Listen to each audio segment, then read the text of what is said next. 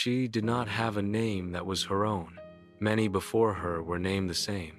The name was in mythical books, in biblical books, in any other genre of books, and even on TV.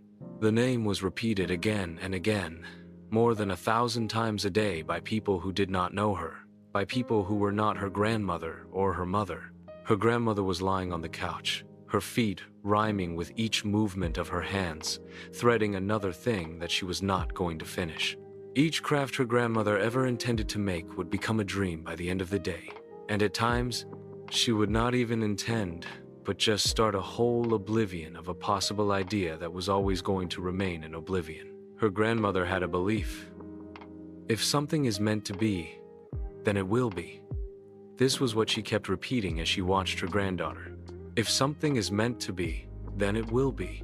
Swollen feet hung out of her blue gleam slippers with heels that echoed through the house. The sight was not a little girl twirling in her costume, full of light and harmony, but a little goblin showing off the tight end of her corset, while the twirl of the skirt failed to open wide because the center of the compass was her hips. She kept stumbling. She kept starting over and over. She was unable to bring any end to the movement in her head, but in her head, she was almost always able to. There was a confidence in her that came with a young age. Each day she woke up to was her day. The house she lived in was her own. She was the only child her mother had. Every time she glanced at the mirror, she was the fairest in the land. She had yet to step into the world and realize that the world was bigger than her house, and that she was not the only one in it. Her mom looked at the unfinished plate. The peanut butter in the middle seemed to be dragged around the circle made of apples that were beginning to decay. Her mom took her by the hand, almost dragging her. The sun was shining on them both, making the mother's palms sweat until the knife cut on her hand cried, while the shorts under her daughter's skirt stamped her thick thighs. All the girls in the room were showgirls, aspiring but not yet chosen. They were little, just as confident as each other, but some even more competitive. They were all in circles, showing their abilities, showing themselves for the chance to become the lead of the upcoming recital. The girl had a feeling that she could have been chosen. Like the peanut butter, she butchered off amongst the apples that her mother harshly swiped away with a paper towel, or the possible finished product of the blue and white threads her grandmother had occupied herself with that morning. She did not own the room she was dancing in, out of breath. There were many mothers watching them, and under the spotlight, she knew she wasn't the fairest of all the other girls. She was slowly realizing how big the world was, and she was definitely not the only one in it. She still had confidence, shaken but not yet torn. The next class, the teacher came into the showroom and introduced the girl standing proudly in the middle of the room. She heard that the girl's name was Lucy. She waited for the teacher to introduce her or any of the other girls, but the teacher never did. Lucy's mother came in during their break, followed by a lady with threads on the bracelet on her hands.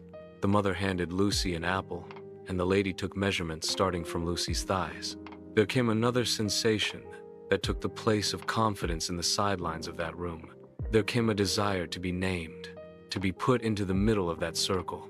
The dance floor reshaped itself into a chessboard, and every move she was going to make had to be pre-calculated because there were other nameless entities, enemies trying to drag her feet back to the corner. The teacher was the king, and Lucy her queen, spinning at king's will but being the centerpiece. The girl was a pawn, easily replaceable, but if she went to the end of the game, then she could become something. With desire, there came inability.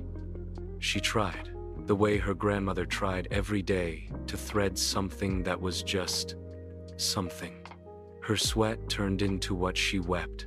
If something is meant to be, then it will be. The girl got mad, the way she grabbed the plate of peanut butter and apple. She dipped her fingers in the peanut butter, but the taste of it was simply not that good enough. What if something is never meant to be? Then what will be? Her incessant tears were not fairy dust, and not every failure was a universal compromise. Her grandmother knew, with the ever-weaving hands of a fatalist who couldn't weave a life that was sequined and bright, even with sweat and blood. Each craft would end with a flint that burned the thread, and a cold breath that tied the knot with rot. Then, It will be, just not meant to be. Years passed. Her grandmother died without anything but a legacy of threads. Her mother kept bringing the same plate of peanut butter and apples to her. Lately, each time she grabbed the plate, the peanut butter remained resilient on the plate. The apples weren't interfering with whatever shape the spoon-dropped peanut butter made on the table. Occasionally, the mother tried to put apples closer to the butter so some of the slices could touch it, but then the girl wouldn't touch them. She took a second glance at the mirror before she left. She did not look fair, but she had to pretend so. The house was emptier since her grandmother died. Her stuff was all around the corners. The house was left to her and her mother. The house was too small and too smothering. Her mother tried to reach her before she left the house, but couldn't. She had worked for a long time for yesterday's audition. She had been repeating each move, trying different things, and spending all her time discussing different strategies. She was spending her years trying to make her name echo through the showroom, at least for once. The girl's name this time was Nora. Nora was new. Nora had pizza breath this morning before they all learned her name. Nora was fair, with curves that no other girls had left. The teacher gave Nora a chance to shine, like the sun does to the moon. She was again deep-seated in the sidelines of the line that curved the sphere in the atmosphere. Like Earth that she knew so much about now spinning around itself for the will of the sun. She had so little to gain. She was not a bright entity but a storm-damaged soil, burning but not shining through its cracks. She went home with nothing in her hands. No confidence, no desire, no ability. She went home, occupying the corner of the sofa that her grandmother left empty. She looked at her thighs. Her garter was breaking down. She took a breath, closed her eyes. If something is meant to be, then it will be. She ripped her garter. However, that did not set her free. She didn't get relief from whatever the acceptance supposed to be. She did not know. What if something is never meant to be? Then, what will be? She knew. Then, it will be. Just not meant to be. She went through her grandmother's box of threads, looking for the blue and white thread that she probably had years ago. She was going through the box. There was every other color, but not blue and white. She was ready to take it as a sign, but she dug deeper until she found them. The blue and white threads were tangled together, made into some kind of a chain. She had to dissolve it to fix her garter, but the chain was the only thing her grandmother had come close to finishing. She could not rip that apart too. She tried to put it over her thighs. The chain looked somewhat like her garter. She finished the end of the thread herself. She looked at herself in the mirror. She looked like a little girl. The thread was sparkling blue, just like the slippers she had when she was young. She felt fair. She felt confident. She felt like she was something. Her feet were barren, but she could imagine the slippers beneath still. She was moving, without thinking.